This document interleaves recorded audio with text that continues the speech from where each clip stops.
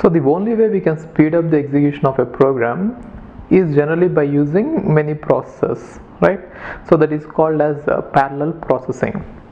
But then if you have only one processor and if you want to speed up the execution, there is other way. So the technique is called as pipelining. Using pipelining, we'll be able to execute more than one instruction at the same time. So how it is done is, I'll better take an example and explain you. Let's see this example. Assume that in our processor, in our CPU, we have these phases. First one is instruction fetch and instruction decode, execute the instruction and write back the result. Assume that these are the four phases that we have in our instruction cycle, right? Now in general, if you don't have any concept of pipelining, as we have seen in our basic computer design, if you have to execute, let us say, 3 instructions. See, now I'm just taking some basic assumptions. Later we shall go into the depths and then see whether our assumptions are right or wrong.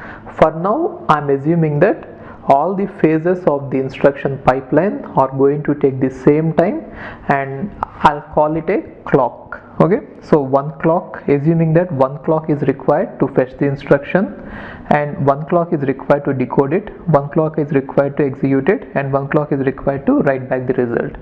But this might not be true in practice, and we shall see the questions where each phase in the instruction cycle will take different number of clocks, right? The reason is, fetching an instruction will depend on how long the memory cycle will take, right?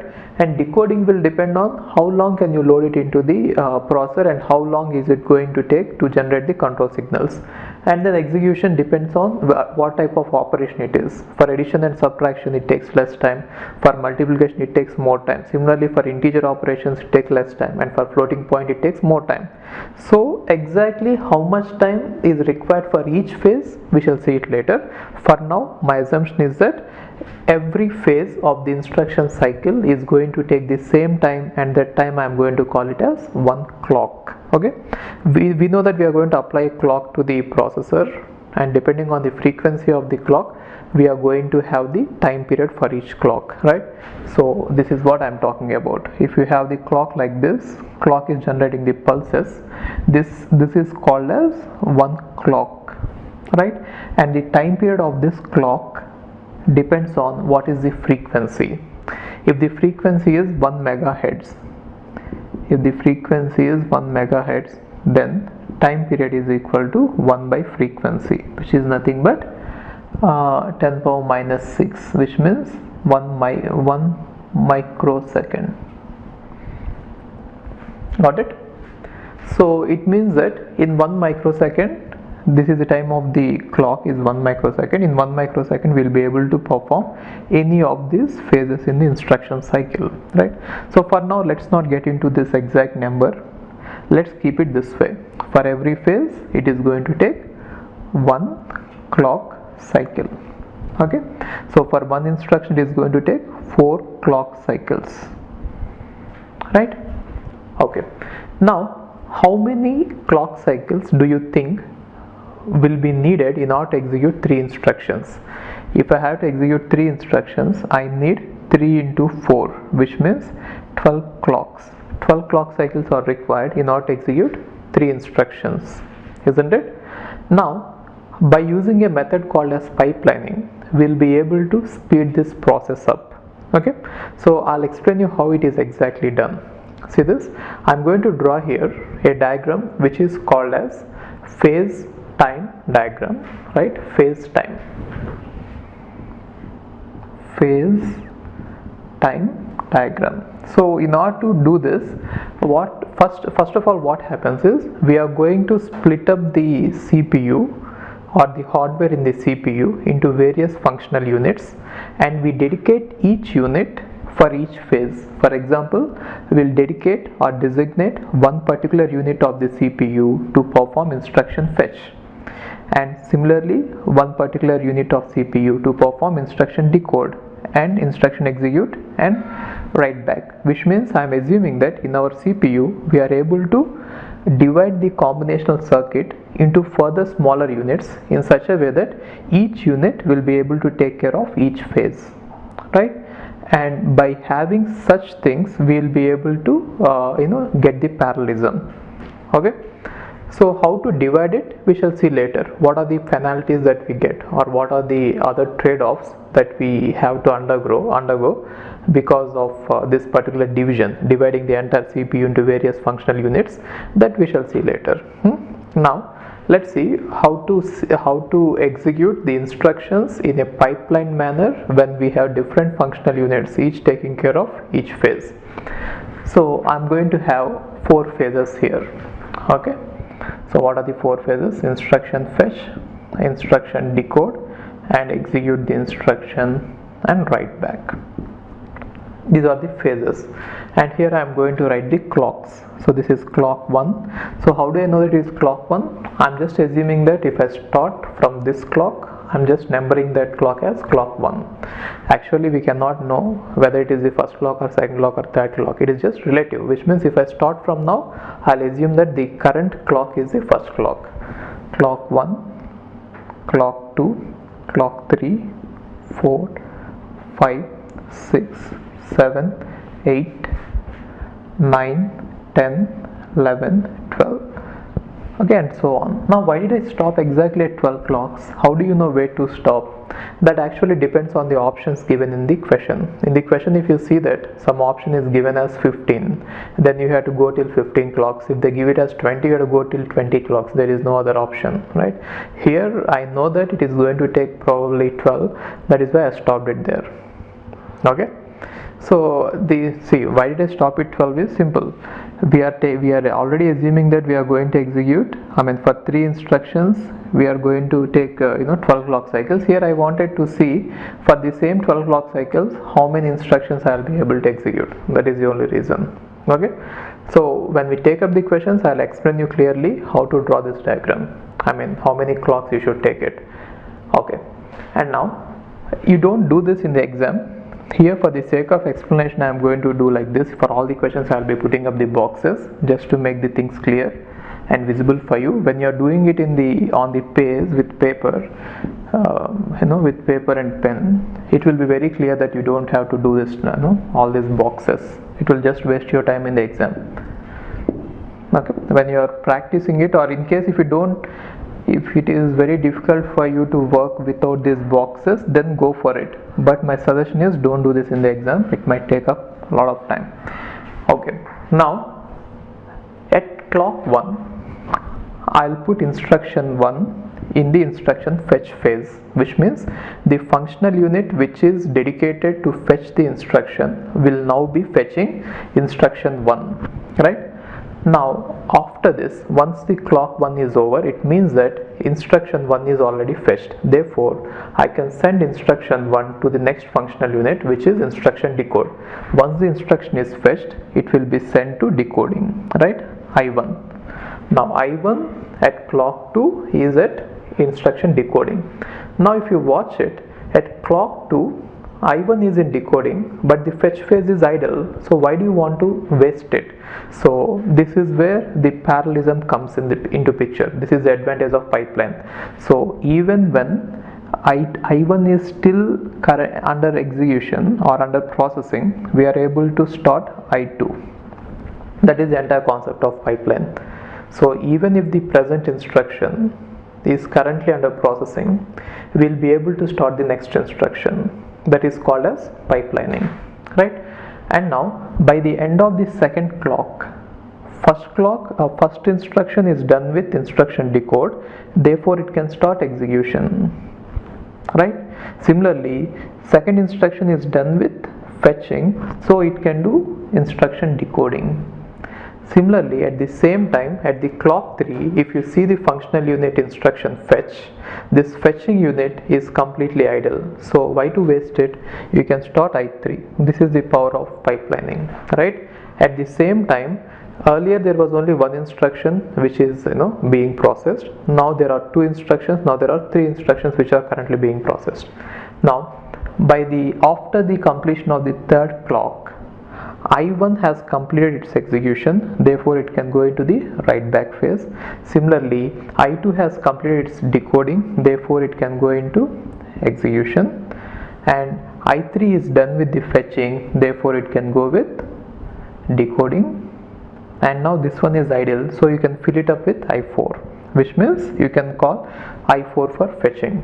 So if you observe this, at the same time during one clock we are actually processing 4 instructions simultaneously. This is the power of pipelining. We are actually able to do many instructions at the same time. Now in case of normal execution, let us say it is not the pipeline execution, then what happens is at any time only one instruction will be working, right? Only one instruction will be processed, but here at a given time 4 instructions are currently being processed. This is the power of pipelining. Now I'll just fill it up first. Okay, now I4 is out, which means I4 is completely done at 4th one.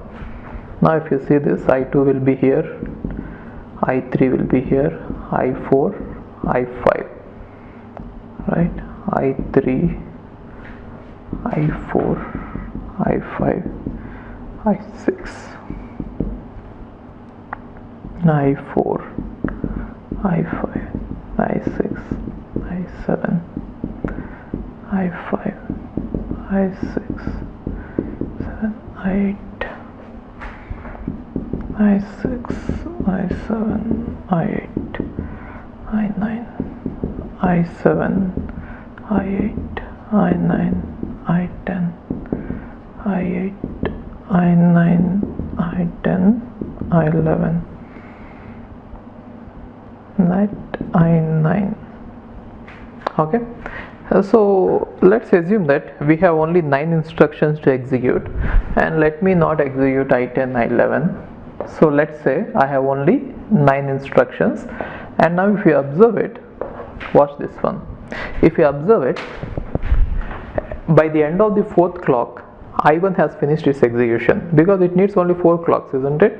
Similarly, by the end of the 5th clock, I2 has finished. By the end of the 6th clock, I3 has finished. So which means for the first instruction to come out of the pipeline, it has taken 4 clocks, and after that for every clock we are able to get one instruction out. That is the main aim of pipelining, right? So what is the advantage of pipelining? We'll be able to execute many instructions at the same time. What is the aim of pipelining? We want to execute the instructions at a rate of 1 instruction per clock. So this is called as CPI, right? So the main aim of pipelining is to maintain CPI close to 1.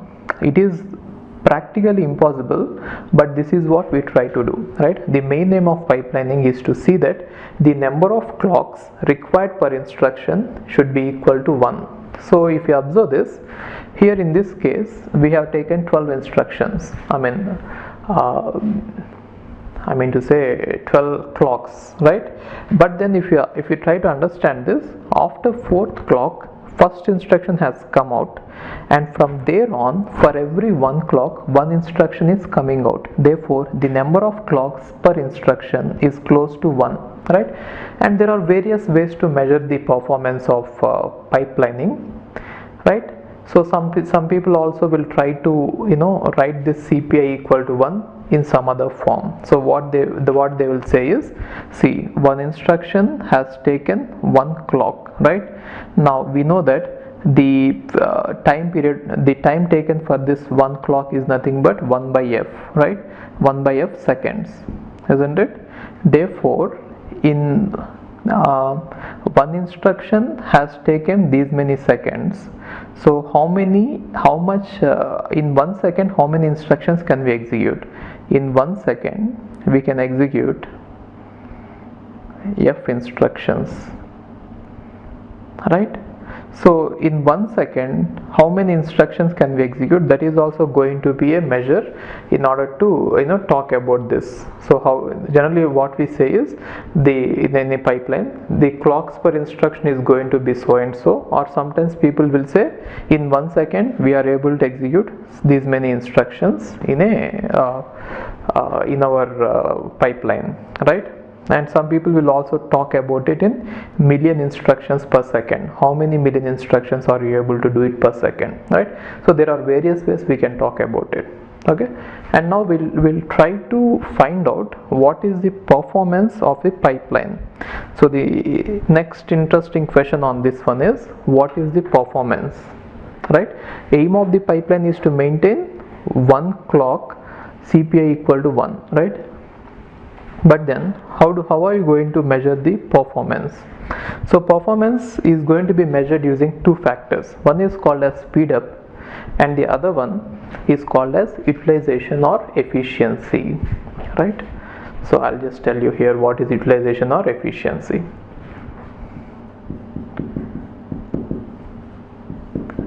Utilization or efficiency of a pipeline. So once you draw this diagram, this is called as phase time diagram for a given load. So in this case the load is 9 instructions, right? So this one is given for 9 instructions.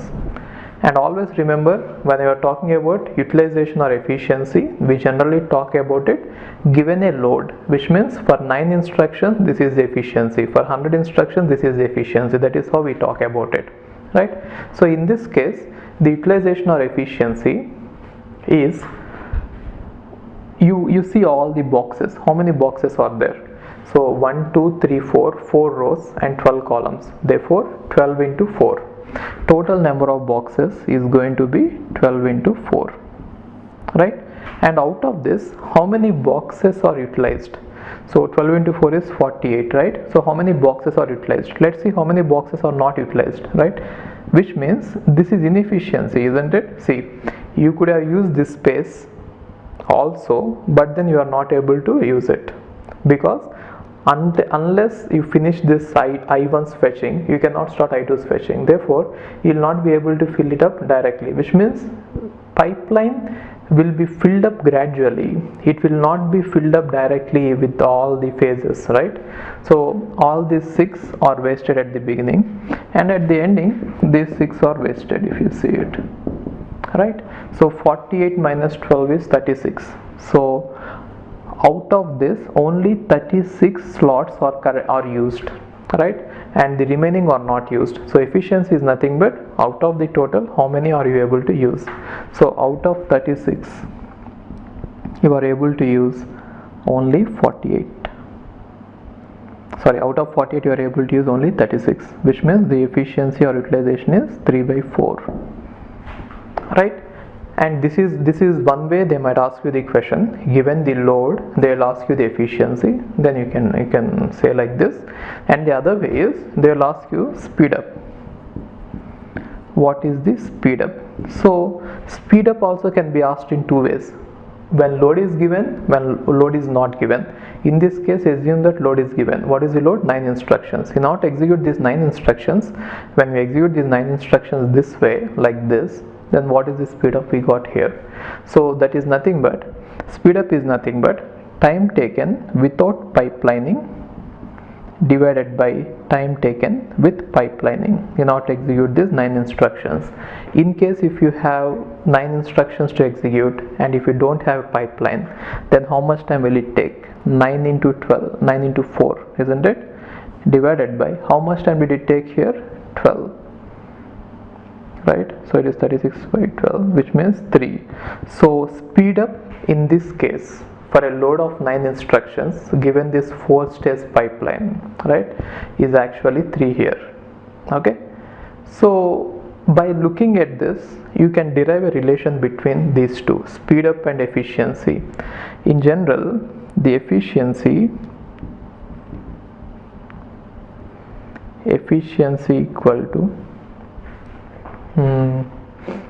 speed up equal to efficiency into this one, right? So m into, you can say like this, m into efficiency equal to speed up. Yeah, so you can check this. So this is the relationship between these two.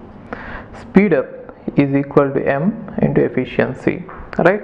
So by looking at this, you can say one thing: the maximum value of speed up we can get is equal to number of stages, where m is the number of stages. Okay, so in this case m is the number of stages, which means 4. If you want, you can check it out. See this. So speed up, this m is 4 into efficiency is 3 by 4 is equal to, of course, 3 speed up, right? So it is satisfied. Now you can check this one. Speed up is going to be the number of phases multiplied with efficiency. And now if you look at this efficiency, the value of this efficiency will be anything between 0 to 1, right?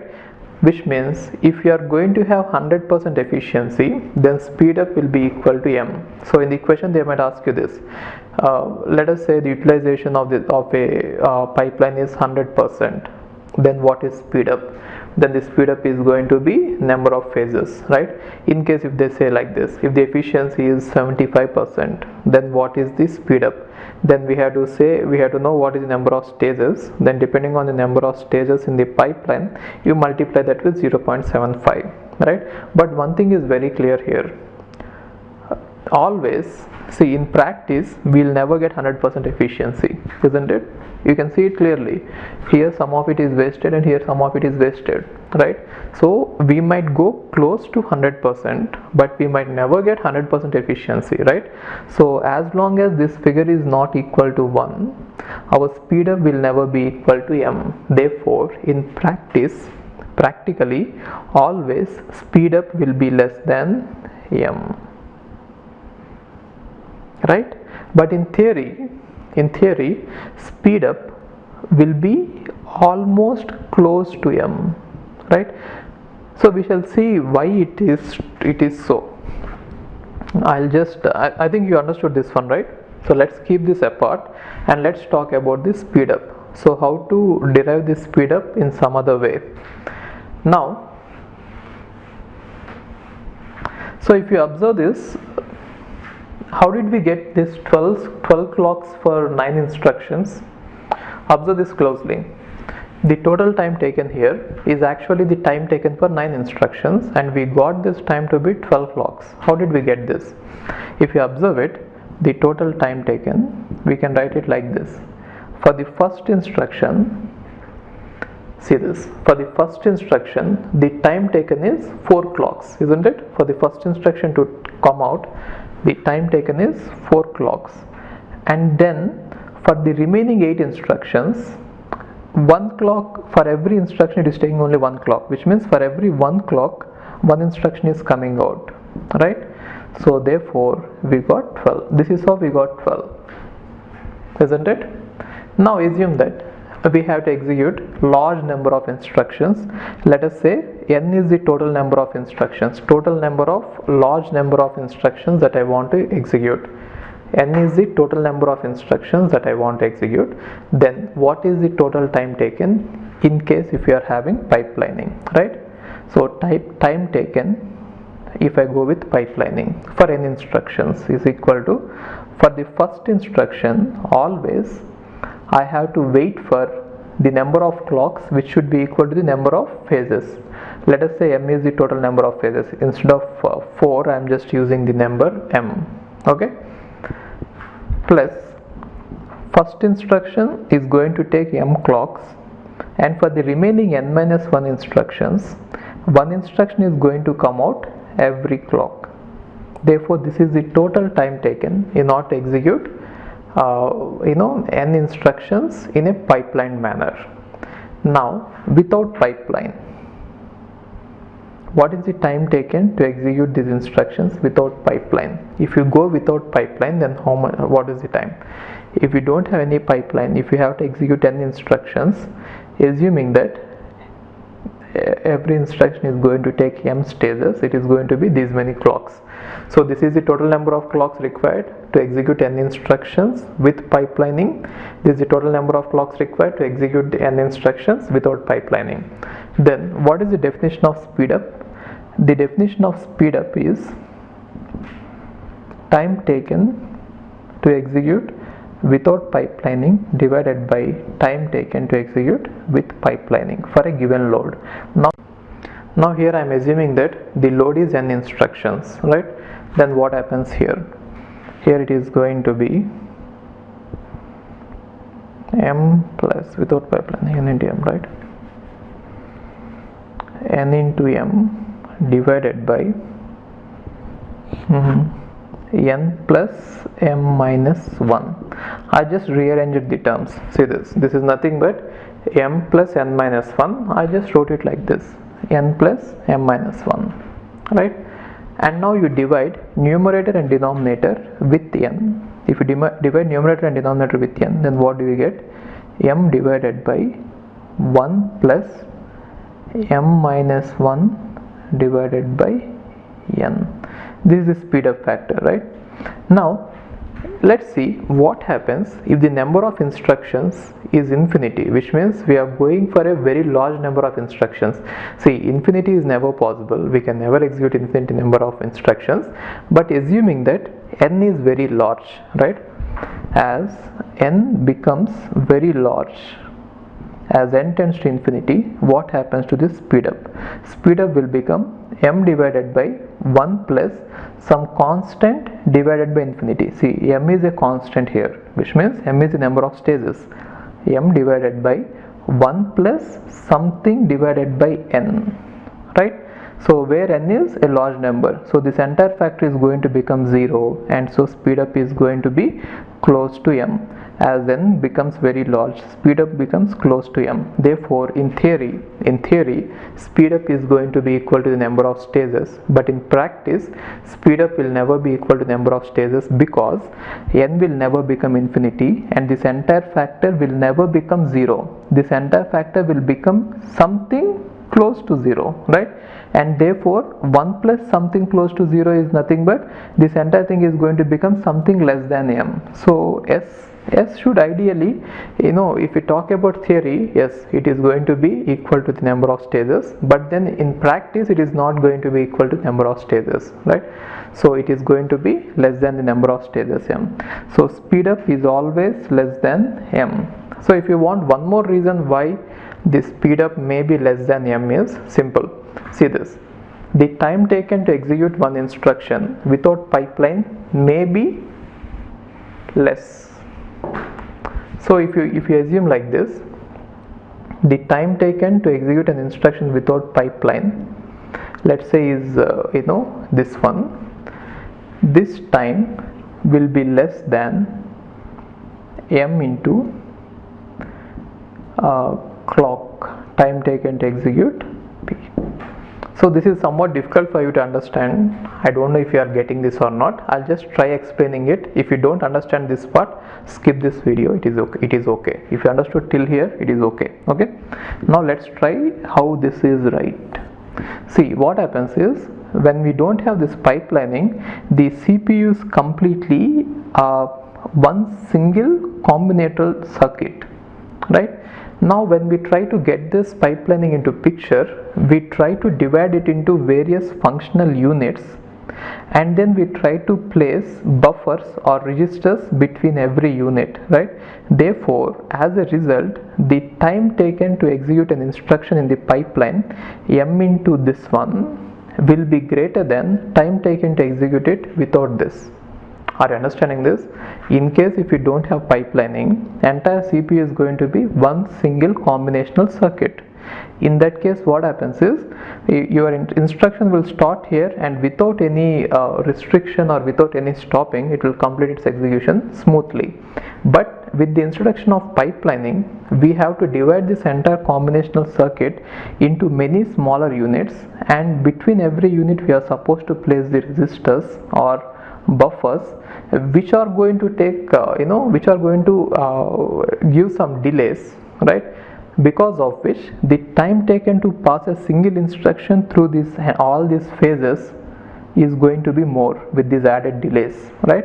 So time taken to execute without pipelining is less than m into tp, isn't it? Now if you see this, if you observe this one from this equation, time taken to execute without pipelining divided by with pipelining is less than m, right? Now we know that this factor is nothing but the speed up, therefore speed up is less than m. Got it? So anyway, ideally we should closely approach to the number of phases. Now I think you understood what this speed up is. Speed up is nothing but how much faster we are going to do it. See, I'll just tell you, speed up means how much faster we are able to do it. That is the meaning of this speed up, right? So in the earlier case, for this example, for this particular example, we are able to execute 9 instructions in 12 seconds or 12 clocks. 9 instructions, it took 12 clocks in pipelining, right? But the same 9 instructions without pipelining has taken 9 into 4, which means 36 clocks. Therefore, we are able to execute it 3 times faster with pipelining. That is the meaning of this speed up. Speed up says how much faster will you be able to execute it, right? 3 times faster. We are able to do it 3 times faster, right? Now this equation says that with enough number of instructions, if you go on increasing the instructions, our speed up might reach 4 times faster, which means this one is saying that we might be able to go to a speed of 4 times, right, maximum. So why is this so?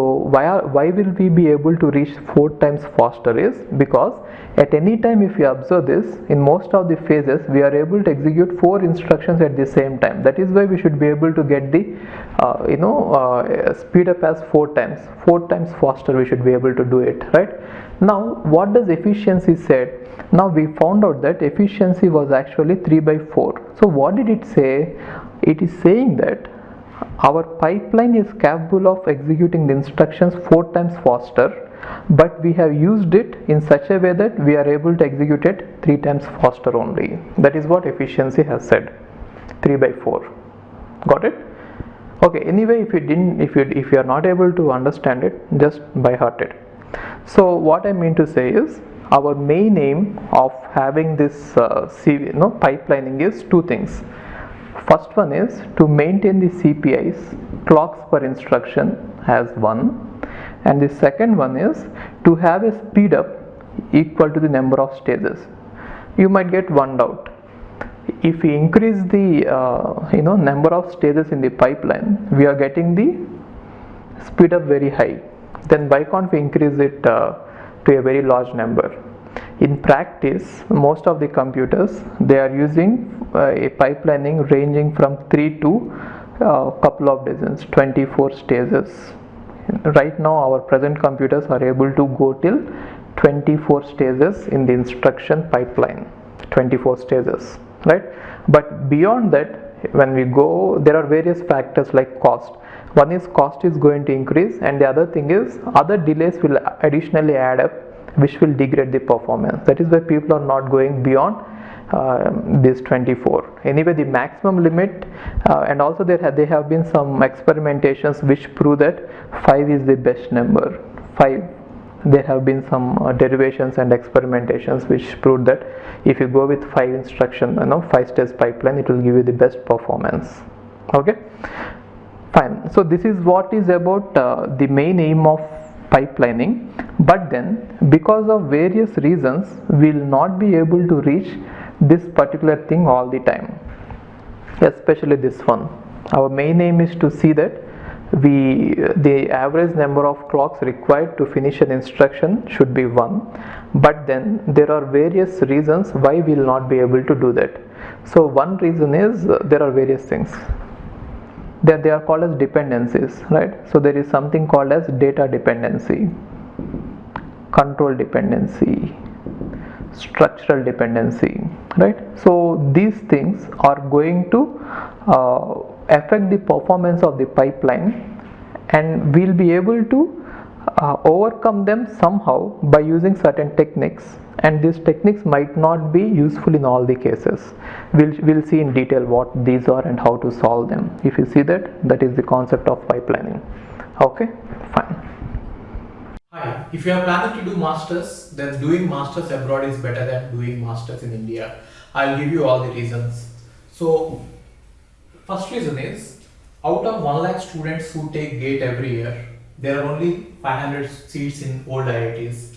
So all the IITs put together have an acceptance rate of 0.5%, and IITs universities better than IITs. They have very good acceptance rate like 30%, 40%. But all the IITs put together have an acceptance rate of 0.5%. And if you are working hard to get into IIT Bombay's ranking is 177 and IIT Roorkee's ranking is 400. If you are happy to get into IIT Roorkee, then getting into universities better than IIT Roorkee is easier compared to getting into IIT Roorkee. And looking at the salaries for computer science, for software jobs, if you have done your masters in computer science in US, the salaries are ranging from 80 lakhs per year to 1.2 crore per year. So even if you take an average of 1 crore per year, your savings will be much higher than the salaries in India. After taxes and your cost of living, you can easily save 40 to 50 lakhs per year. And in India, the maximum jobs that you get is around 30 lakhs. So your savings will be much greater than the salaries in India. And these are all the services that we provide. University shortlisting. So depending on your profile, we will shortlist what are the universities that you have to apply, and statement of purpose building, and then LOR guidance, and GRE and English test assistance, and education loan assistance. So you don't have to have any collateral, which means without any security, now you can get education loan. Getting education loan is very simple these days, and whatever the amount of fee that you have a range of universities. You can apply for 10 lakh universities, 20 lakh universities, or 50 lakh universities. But whatever it is, you are going to get complete education loan, and you can pay off your education loan in 1 year after you get a job. And then we do visa assistance, mock visa interviews, and then connecting with the university alumni. So now you might ask why we should join Game of Visas. So the answer is we have 90% success rate, 99% success rate. And these are all the destinations that we guide the students to. So we guide students to any country that you want to go. So now it is not just USA. We guide to UK, Germany, Australia, Canada. So we guide students to all the countries. We work with all the destinations. And if you are interested in going abroad, you have to just drop us a message on this WhatsApp number 9494 555 454. Okay, thank you.